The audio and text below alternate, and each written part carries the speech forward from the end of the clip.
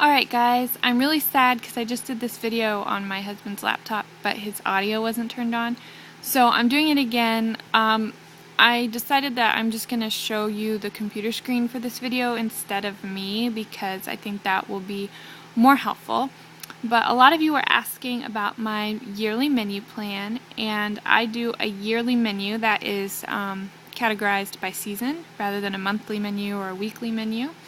And that helps me to save time and money. And a lot of you had asked about how I do that, so I'm finally getting that video done.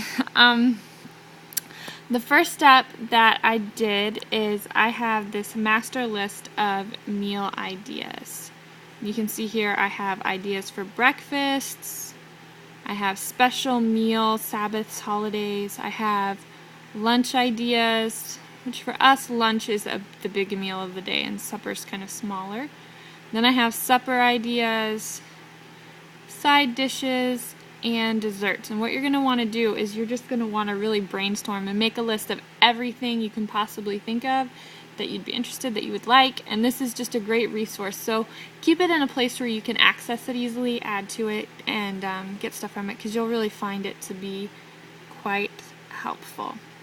The second step is that you want to take all of these items that you have and separate them by season. So just basically think about what might be in season. For example, if you have a lot of fresh fruits and veggies in your recipe, you might want to try and add that in summer when those things are available very easily, or you can grow them in your own garden and they'll be ready to eat.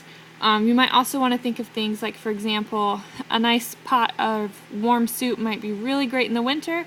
You might not be so excited about it in the summer, so just keep that in mind. And the third step is that you're going to want to think about your daily needs.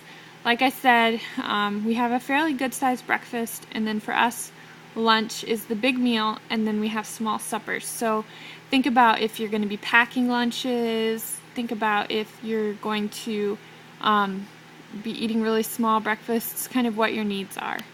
And then what you're going to do is you're going to separate all your meals into seasons, like I said. I think I already did that. I'm backtracking. The next step, number 4, is you're gonna start making your menu. And this is how I organize my menu. We have weekly breakfast, and you can see I have Sunday. This is our spring menu. Sunday is bran muffins with peanut butter and applesauce. Monday is bear mash, which is like cream of wheat with scrambled tofu. Tuesday we have bran muffins with peanut butter and applesauce. Wednesday, crepes. Thursday, anyway, you see the idea. And so every Sunday during the spring, that's what we eat. Every Monday, that's what we eat. And then for lunches, like I said, those are our big menus. I have them separated. Each day has a special category, and you don't have to do it this way. But Monday is potato day, Tuesday is soup day, Wednesday is pasta day, and Friday is miscellaneous stuff that doesn't go anywhere else. And we have one night a week where we eat with my husband's family, and I know that that's supper, but since our big meal is lunch, I put that there because that would, the meal with his family is our big meal for the day. So what you do is, the way these numbers work is the first Monday of spring will be potatoes with chili. And that same week we'll have tomato soup, carrot spaghetti, and lentils with rice and spinach, corn and carrots. So all the number 1s. And then we go to the number 2s, and then we go to the number 3s, and then we just cycle through. Now, one thing to keep in mind that will really help you out is thinking of things in bulk. Like, for example, for our breakfasts, when I make these bran muffins on Sunday, I'm going to make enough for us to have bran muffins on Tuesday when I won't have to cook more. Or here we have crepes, or sometimes it'll be pancakes. I'll make enough batter so that we can put some in the refrigerator and I won't have to make a batter again on Friday. And so that saves a lot of time. And sometimes you can do like really big, like this week we're doing a lot of meals at our house that use black beans. So I'm going to make one big pot of black beans at the beginning of the week and then use it in meals throughout the rest of the week. So kind of keep that in mind as you are making your menus, so that it saves prep time, and also, again, it saves money and it saves time for you to do things. So you're going to make a menu like this for every season.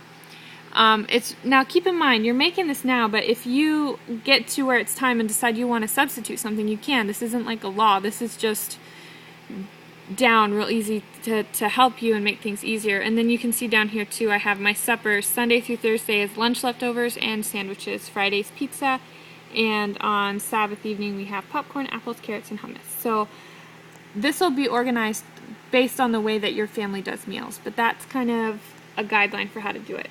Now, once you have this part done, the next step is to gather your recipes. You can put them in a cookbook, a binder, put everything together. Just put it where it's going to be convenient for you. I have mine online. I can access this on my phone, but I also have it linked to, for my tomato soup, for example, I just click on tomato soup. Oops. I click on it with the right mouse clicker, and it'll take me to the recipe for tomato soup. And that's how I have mine organized. It's on a WordPress site, actually. If any of you guys have questions about how to do something like this, I'm happy to help you.